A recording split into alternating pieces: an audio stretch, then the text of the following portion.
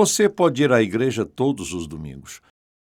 Você pode ouvir mensagens, mensagens e mensagens. Seus filhos e netos não vão necessariamente copiar algumas coisas que você faz. Ouça, eles estão, em primeiro lugar, ouvindo e vendo a forma como você vive. Quem é o centro da sua vida? Mensagem de hoje: deixando uma herança divina. Então, Jesus aproximou-se deles e disse: Toda potestad me es dada en el cielo y en la tierra.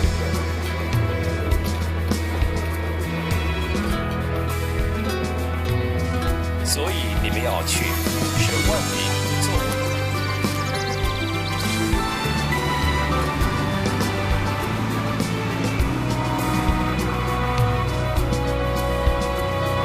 Baptizing them in the name of the Father, the Son, the Holy Spirit. Teaching them to observe all that I've commanded you, and I am with you always, even to the end of the age.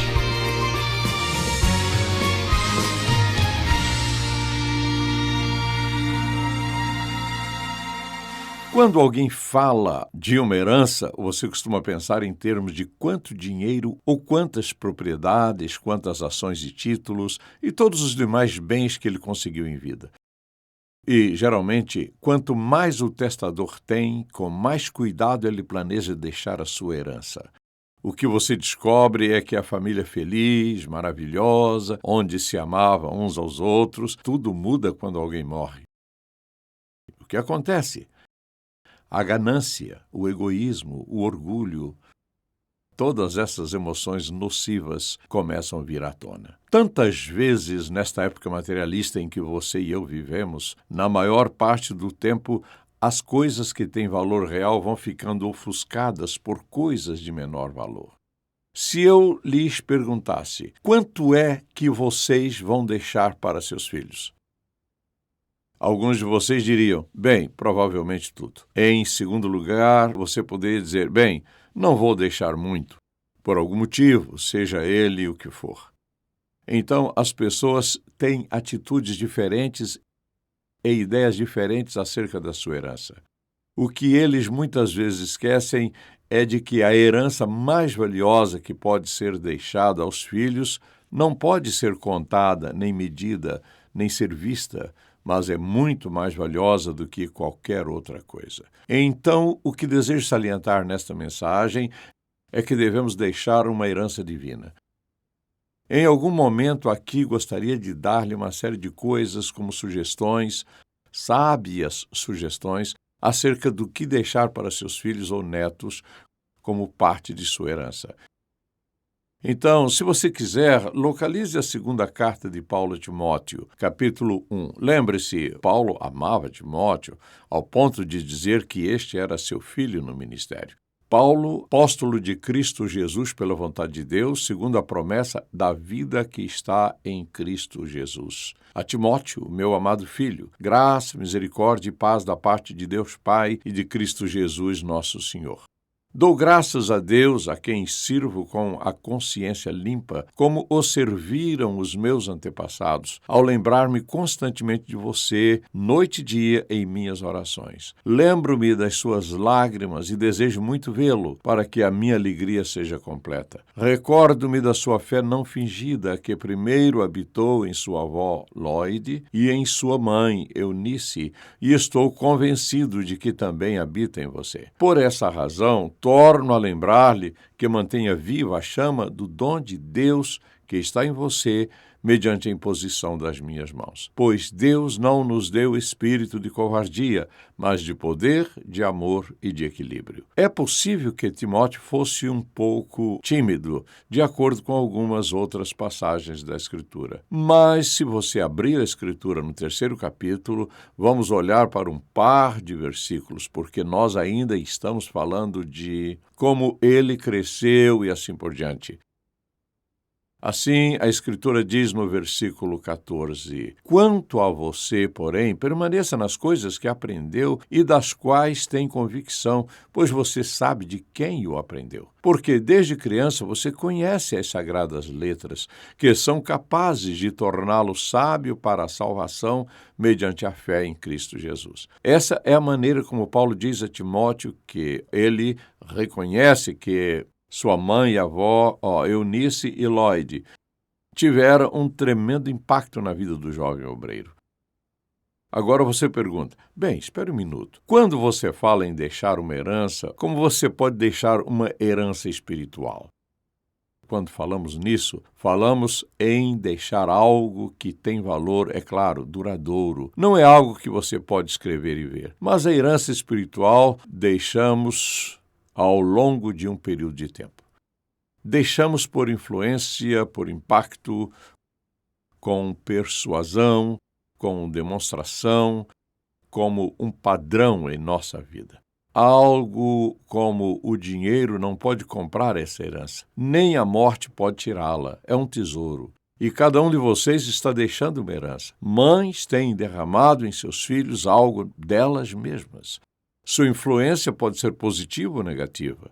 Poderá ser amor ou ciúme, ódio ou inveja ou outra coisa qualquer. Vocês derramaram neles. Então já começaram a deixar a herança. O que muitas pessoas não percebem é que não se trata de algo que a gente decide depois dos 65 anos ou quando acha que vai morrer. Você diz ao seu advogado qual é a sua vontade em relação à herança e diz, vamos ver o que vou deixar para os meus filhos. Você já deixou, amigo. E se foi o tipo certo de riqueza, riqueza espiritual, você deixou para eles um tesouro. Como você descreveria essas coisas? O que desejo fazer é dar-lhe uma lista. Essas coisas estarão na lousa e vamos falar um pouco de cada uma delas, porque há uma série delas, e qualquer uma delas seria uma mensagem. Assim como um pai ou um avô pensa no que são as coisas mais valiosas que poderia deixar para seus filhos ou netos. Vamos começar com o número 1. Vamos colocá-lo na tela. Trata-se do desejo de seguir a Jesus Cristo. Você questiona, mas como posso deixar isso para eles? Você está dizendo que posso deixar-lhes a salvação? Oh, não, mas aqui está o que você pode deixar. Os filhos recebem algo quando ouvem você falar de Jesus, quando ouvem você ler acerca de Jesus, quando o ouvem dando testemunho de Jesus, de como ele trabalhou em sua vida, como ele perdoou seus pecados e como ele lhe deu o dom da vida eterna. Quando ouvem isso, eles percebem que quando você fala disso, há uma sensação de felicidade em você e uma sensação de alegria dentro de você. E você diz com quantos anos estava quando confiou em Jesus Cristo como seu Salvador. E você diz a eles, a decisão mais importante que você vai fazer em sua vida inteira é pedir a Jesus Cristo para se tornar o seu Salvador, como ele se tornou o meu. Você percebe o que está fazendo? Você está criando dentro dos filhos o desejo por Jesus. Pergunte a qualquer garoto quem é o seu herói favorito no mundo e ele dirá, meu pai. Pergunte a qualquer menina acerca da sua mulher favorita no mundo, minha mãe, porque eles têm absorvido seus pais. Eles ouviram o que você disse. Todas as coisas que você disse a respeito de Jesus Cristo. Você está ouvindo? Diga amém. Veja isto, você como mãe e avó, você tem esse ajudador incrível e ele se chama Espírito Santo. Ele está lá não só em sua vida para lhe mostrar o que dizer, como dizer e quando deveria dizer e quantas vezes você deve dizer isso. Lembro-me de minha mãe. Ela me ensinou muitas coisas, repetindo muitas e muitas e muitas vezes. Pendure as calças, pendure as calças. Você vai à minha casa e nunca vai ouvir uma mentira sequer. Você diz a verdade, é o que você diz. É o que você diz. Você fala de Jesus à mesa do jantar, fala nele quando está a cavalo, fala dele quando está levando seus filhos ou netos para a escola. Em outras palavras, você percebe, Jesus é muito popular para você e vai ser popular para as crianças que vão lhe perguntar: bem, onde ele está? Ele está no céu. Onde está o céu? E assim, todas as perguntas que você às vezes não pode responder, você sabe o que está fazendo? Você está derramando neles do seu verdadeiro tesouro espiritual nas crianças. Um tesouro genuíno, eterno e insondável. Apenas falar acerca dele de vez em quando, ou ir à igreja e ouvir sermões, não é isso. Então, a riqueza começa a ser derramada no coração da criança quando esta mostra o incrível desejo de conhecer Jesus Cristo como você o conheceu pessoalmente. A segunda coisa é a reverência para com a palavra de Deus. Não sei nada que seja mais importante do que isso. Quando você sai com seus filhos e netos, como mostrar-lhes reverência pela palavra de Deus? Nossos filhos devem ter um exemplar da Bíblia antes mesmo de saberem o que é. Isso não é apenas algo mais. Você pergunta, bem, por que dar a eles algo que eles nem sequer sabem o que é? Está tudo bem. Veja isso. Esse pequeno livro, preto, azul ou de outra cor qualquer, é importante para a criança porque, na mente dela, meu pai e minha mãe ficam lendo essa coisa o tempo todo. Então, em pouco tempo, você sabe o quê? Eles vão querer um. Eles não podem lê-lo, mas há algo especial nele porque você já plantou na mente deles esse valor. Então você começa a ler a Bíblia com eles. Se você quer que seus filhos respeitem a palavra de Deus, você não só deve defender o livro de Deus, mas lê-lo. E você deve explicar o melhor que puder, da melhor maneira possível o que significa para você a palavra de Deus. E Deus vai lhe mostrar. Lembre-se, temos um ajudante, o Espírito Santo, que nos ensina. Veja bem, seus filhos vão fazer perguntas a você. Deus faz com que as crianças se tornem flexíveis para nós. E assim elas têm perguntas. Bem, você poderia dizer, pergunte ao seu professor na escola. Às vezes isso pode ser bom e às vezes pode ser um desastre. Então, o que você quer dizer é, por que não temos na palavra de Deus uma sessão de perguntas e respostas e uma série do tipo, o que é que a Bíblia é, para a gente descobrir? Quando as crianças começam cedo a ler a Bíblia, aqui está o que acontece. Elas vão ter dúvidas. Mais tarde, os filhos saem de casa e vão ser tentados no mundo. Você sabe o quê? Deus vai continuar fazendo que a palavra de Deus volte para eles. Então, se você quer que seus filhos respeitem a palavra de Deus, se você quer que eles vivam uma vida obediente, então eles têm que respeitar e reverenciar a palavra de Deus. E ninguém pode fazer isso melhor do que você, do seu jeito de ensinar e de ler a Bíblia com eles. Ouça, não entendo. Você diz, deixe-me dizer uma coisa, não faz nenhuma diferença se você entende ou não. Você está treinando as crianças a respeitar a palavra de Deus. Você entende mais do que pensa que não entende. Por exemplo, se eu lhe digo, você acha que é errado roubar? Sim. Será que está na Bíblia? Sim. Onde você encontrou isso? Todo mundo aqui sabe disso. A maioria de vocês sabe onde ficam os 10 mandamentos. Tudo o que você quer saber está aqui. Seus filhos precisam ter, eles precisam ter respeito por este livro que coloca todos os outros livros e qualquer outra fonte de informação na periferia de sua vida. Terceira coisa é a compreensão de como devemos ouvir a Deus. Você diz, como posso eu ensinar isso a meus filhos? Antes de tudo, você tem que aprender sozinho. Como você aprende a ouvir a Deus? E se você só vai pensar nisso por um momento, você quer que seus filhos aprendam a ouvir você. E assim você vai fazer isso de qualquer maneira que escolher. Que tal aprender a ouvir a Deus? Agora, quando você começar a falar sobre isso com eles, eles vão perguntar, ouvir a Deus? Eu não posso vê-lo, não posso senti-lo e não posso tocá-lo. Lembro-me quando meus filhos eram bem pequenos.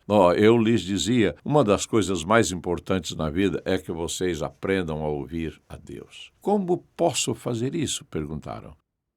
É só começar a ouvir. Eles retrucaram. Vou pedir a Deus que comece a falar com vocês. E assim percebi o envolvimento deles e os vi começar a orar. E quando os ensinava, quando eu percebia que eles iriam me fazer alguma pergunta, eu fazia de conta que não queria responder-lhes. Eu queria que eles mesmos descobrissem a resposta. Eu disse, por que você não vai pedir a Deus? Então eu os enviava à oração, especialmente se eles queriam fazer algo que eu não achava correto. Eu disse, por que vocês não vão pedir a Deus? Qualquer um de vocês, concordando com Deus, o resultado será sempre bom. Então eles voltaram e eu perguntei, o que ele disse? Eles responderam, ele disse que perguntássemos a você. Eu disse, não, vocês têm que aprender a ouvir a Deus. Lembro-me do dia em que eu e a minha filha orávamos ajoelhados. Estávamos orando juntos e pensei que ela fosse muito pequena, pois tinha poucos anos. Obrigado, Jesus. Ela aprendeu a ouvir ao Senhor. Ela aprendeu a ouvir Deus. Fiz o mesmo com uma de minhas netas. Ela estava morando em outro estado, então tive que escrever. Eu a chamaria de vez em quando ao telefone, mas resolvi escrever-lhe porque tínhamos tido uma longa conversa sobre ela aprender a ouvir a Deus. Ela disse, o que ele vai fazer? Respondi, eu não sei. Ela continuou, quando é que ele vai falar comigo? Respondi, eu não sei. Disse ela, como é que eu vou saber se ele falou, se eu não sei? Eu disse, eu lhe digo, você acabou de dizer-lhe que você está ouvindo. E um dia, quando eu a chamei, ela disse, eu acho que eu ouvi Deus. Você deve isso a seus filhos, deve ensiná-los a ouvir a Deus. Depois, é claro, há um padrão para obedecer a Deus em todas as áreas da vida. Em outras palavras, a obediência é obediência. Então, como é que eu vou ensinar obediência a meus filhos? Obedecendo a Deus, não importa que você e eu digamos, eles vão fazer o que fazemos antes de fazer o que dizemos. Depois que você sair de casa, você pode sentar aqui e relembrar algumas coisas que seus pais lhe ensinaram, ou talvez lembrar de algo que você presenciou ou ouviu, que o levou a pensar, algo está errado com isso. A verdade é que nós precisamos saber como ser obedientes a Deus. E isso vem com submissão. Amamos nossos filhos, nós vemos nossos filhos crescerem e lhes dizemos, vocês devem fazer o que seu pai lhes diz para fazer, porque quer o melhor para vocês. Bem, o Pai Celestial está dizendo a mesma coisa. Assim, como é que vamos ensinar obediência? Ensinamos obediência não por falar nela, mas por vivermos obedientes. Isso vale para os pequeninos, para os juniores e os adolescentes. Então você diz, aqui está a razão pela qual fiz isso, porque foi o que Deus me mostrou. Foi isso que Deus me disse para fazer, e fui obediente. É assim que acontece. Você quer convencer uma criança ou um adulto acerca de como Deus opera? Fale sobre o que você perguntou a Deus e como Ele operou em sua vida, como Ele respondeu à sua oração e como foi o processo da resposta. Em pouco tempo, aqui está o que acontece. Você tem o padrão de como Deus opera. Se quero ensinar obediência a meus filhos, tenho que falar disso, mas também tenho que demonstrar isso, porque eles vão ver o que você faz. Então, é claro, você precisa firmá-los numa fé que vence as provações da vida. Agora, o que quero dizer com isso? Simplesmente que eles precisam ver essa fé em você. Eles precisam ouvir você falar sobre isso. Eles precisam ver o que você viveu. Eles precisam ver você enfrentar desafios e vencê-los com a ajuda de Deus. Eles precisam ver as situações e circunstâncias em que você foi provado e venceu quando parecia não haver esperança. Você diz, bem, você não pode dizer isso a seus filhos. Por que não? quando tiverem mais idade, não muito, mas um pouco mais de idade, basta dizer-lhes: deixe-me dizer-lhes que o pai de você está passando e deixe-me dizer-lhes o que está acontecendo. E assim estamos confiando no Senhor para essa necessidade e vamos ver como Ele trabalha. Nunca ouvi minha mãe dizer: temos que corrigir isso. Quando tínhamos uma necessidade, ela se aproximava do problema, daquela situação e pedia a Deus para resolver aquela necessidade. Como podemos incutir estas verdades em nossas crianças? Pela vida que vivemos. Então, é claro, precisamos de um coração perdoador. Se você não ensinar seus filhos a perdoar, veja isto, aqui está o que poderá acontecer. Você precisa entender isso. Eles poderão adotar esse tipo de vida sem perdão e viverem uma vida infeliz, pois o sentimento de culpa e falta de perdão é um peso na vida de qualquer um. Se você se casar com alguém que tem um espírito que não perdoa, você acabou de adicionar um problema à sua vida. Perdão significa que vou manter meu coração aberto. Quando ensinamos nossas crianças a perdoar, elas se tornarão pessoas felizes. Veja isto, você também pode ensinar perdão a uma criança dizendo para ela: querida, papai prometeu que ia estar aqui e eu não estive. Sinto muito. Preciso pedir-lhe que me perdoe. Você diz: você não pode pedir que seus filhos o perdoem. Sim, você pode. Você deve pedir perdão a eles porque nós não somos perfeitos. Qualquer hora que você acha que não deve pedir esse tipo de perdão, lembre-se: quem perdoou você de todos os pecados que você já cometeu? O perdão sempre nos leva à cruz. E quantas vezes você e eu estivemos lá? Se vamos ensinar os nossos filhos e deixá-los com algo de valor, uma das coisas mais valiosas que podemos deixar é a demonstração de que nós os perdoamos. Então, é claro, uma coisa que você quer deixar para os filhos é a atitude de um servo, que significa que você e eu devemos ser servos. A maioria das pessoas quer ser atendida, mimada e assim por diante, mas de acordo com a Bíblia, de todos os servos que já viveram, Jesus é o exemplo perfeito. Temos de deixar que nossos filhos aprendam o que significa ser um servo. Ser um servo significa que devo estar disposto a me esquecer de mim mesmo e buscar fazer o melhor para ele e para ela, perguntando sempre: como posso ajudá-lo e como posso ajudá-la? Por que pensar nisso? Quem você é e o que quer que realizou na vida, você não venceu sozinho. Você está onde você está porque algumas pessoas o ajudaram. Pessoas que estavam dispostas a socorrê-lo. Pense nisso. Você veio a este mundo porque sua mãe estava disposta a cuidar de você. Ela lhe deu a vida. É por isso que não consigo entender quem maltrataria a própria mãe. Porque ela lhe deu tudo para que você entrasse nesse mundo. E o que fazer diante do que ela fez? Ela lhe trocou as fraldas, preparou suas refeições, preparou para ir à escola. Em outras palavras, basta pensar no que as mães têm feito. Os filhos foram criados. Então, é claro, a mão generosa. Você quer deixar uma mão generosa, ou seja, seus filhos precisam ver que você é generoso. Porque, ouça, eu nunca conheci um avarento feliz. Uma pessoa avarenta, você sabe, raspa e conta cada centavo. Você não pode ser isso. Você não pode fazer isso. Em outras palavras, isso não é alegria. Nenhuma criança quer crescer nesse tipo de família.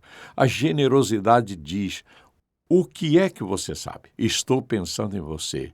Eu tenho tudo o que eu tenho e quero que você fique com algo. Quero que você tenha o que precisa. Um espírito generoso é certamente um espírito semelhante ao de Cristo. Ele se entregou total e completamente, dando continuamente, dando. Então, o que você está dizendo aos seus filhos? Você diz: bem, não tenho muito. Você não tem que ter muito. É que você dá tudo o que tem para dar. E pode ser que você nunca dá nada para Deus. Mas uma pessoa generosa, ouça, geralmente tem uma atitude aberta, uma atitude livre. São pessoas generosas. A doação é parte da vida delas. Não é só dar dinheiro e coisas, é dar de si mesmas, de seu tempo, de sua opinião, de sua fé, do seu testemunho, ou o que quer que seja. Então, o que você tem que fazer para que seus filhos o considerem uma pessoa generosa? Gostaria, então, de dizer apenas uma última coisa. A única coisa que você certamente quer deixar para os filhos é um amor sincero, não falso, não de dar coisas como substituto de amor, mas amor genuíno e sincero. É real, é incondicional. Eles podem ver a diferença. Você pode tomar duas avós diferentes, esta avó e aquela avó. Esta avó é generosa e amorosa, doce e gentil. Aquela avó é um pouco fria e, você sabe, atrapalha a minha casa. Não faça isso, não faça isso. E quando os netos retornam para a casa deles, mal podem esperar para chegar lá. Quando você diz que está indo para a casa daquela avó, nós temos que ir lá. Está no coração. Uma avó tem expressado amor e a outra não. Queria perguntar uma coisa. Não é verdade que você verdadeiramente gosta de sentir o amor de alguém? Amém? Agora, não fique fingindo que isso não é verdade. Você gosta. Todos nós queremos nos sentir amados e você sabe onde temos isso? Nós crescemos e você deve ter se sentido amado crescendo. Ainda me lembro do que senti ao abraçar minha mãe e ser abraçado por ela. Eu gostaria que cada criança tivesse isso. Sei que existem algumas famílias com problemas horríveis, mas você pode amar alguém de maneira real. A coisa maravilhosa acerca de uma criança pequena é que ela não aprendeu a duvidar. Você diz algo, se o meu pai diz que é assim, assim é o Evangelho, por assim dizer. E assim você os ama e os ensina a amar outras pessoas. E o que acontece? Você está derramando, eu continuo dizendo isso, você está derramando o seu Deus doador neles. Agora, eu poderia dizer muito mais sobre isso. Vou lhe dar 3 últimas coisas. Coloque-os no quadro. Se você quiser, porque quero responder esta pergunta, como é que vamos deixar uma herança espiritual? Há 3 maneiras. Número 1, pelo padrão de nossa vida. Essa é a maneira de fazê-lo. Número 2, pelos princípios que nos governam, em que nós acreditamos. E número 3, pelo poder de nossas palavras, o que dizemos. Pense nisso. Até o padrão da vida que vivemos diante deles, escuta, como vivemos. O segundo, pelos princípios que nos regem, em que nós acreditamos. E o número 3, o poder de nossas palavras, o que dizemos. Deixamos uma herança nesses 3 aspectos e que Deus nos dê toda a sabedoria de saber como fazer isso de uma forma que transforme e trabalhe na vida de nossos filhos e netos até o ponto deles crescerem honrando a Deus e vivendo uma vida piedosa. Pai, como te somos gratos. Todos nós que tivemos pais que nos ajudaram através desses tempos difíceis e de aprendermos as coisas que precisamos aprender na vida e continuar aprendendo. Oro por todas essas mães, Pai, que não têm marido para ajudá-las. Elas estão por conta própria. Eu oro para que Tu lhes dê sabedoria para saberem como transferir essas preciosas verdades a seus filhos, de tal maneira que eles também se levantem e chamem a sua mãe de Mãe dos Deuses. Nós Te amamos e Te louvamos, Pai, e Te pedimos que o Espírito Santo nos faça agradecidos pelos que estás fazendo em nossa vida, mas também dá-nos um coração para chegar aos outros que desesperadamente precisam de nós. Em nome de Jesus. Amém. Deixe-me dizer-lhe, se você nunca confiou em Jesus Cristo como seu Salvador, me escute com atenção, você vai perder a vida. Se você só pensa em prazer mundano, vai satisfazê-lo, não é? Não pode. A única coisa que vai satisfazê-lo é a pessoa de Jesus Cristo vivo dentro de você. Você pode ter ou não ter, mas quando você tem a Ele, você tem o que vale a pena. Eu gostaria de encorajá-lo a pedir a Ele para perdoar os seus pecados e confiar nele como seu salvador pessoal. Diga a Ele: estou pedindo que me perdoe com base no que o Senhor pagou na íntegra a minha dívida de pecado na cruz, e eu estou entregando minha vida ao Senhor agora. Então ele vai começar a trabalhar em sua vida, fazendo coisas que provavelmente você perdeu todos estes anos. O modo como vivemos as nossas influências de fé vive para as gerações vindouras. Visite intaut.org para descobrir como o Espírito Santo pode ajudá-lo a levar sua família.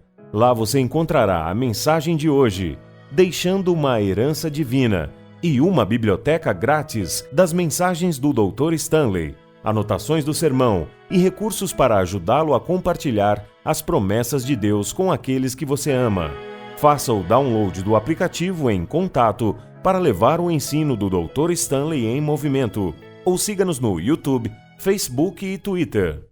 Tocando o mundo com uma paixão por Deus e compaixão pelas pessoas. Em Contato com o Dr. Charles Stanley. É uma produção da Intaut Ministries, Atlanta, Geórgia, Estados Unidos.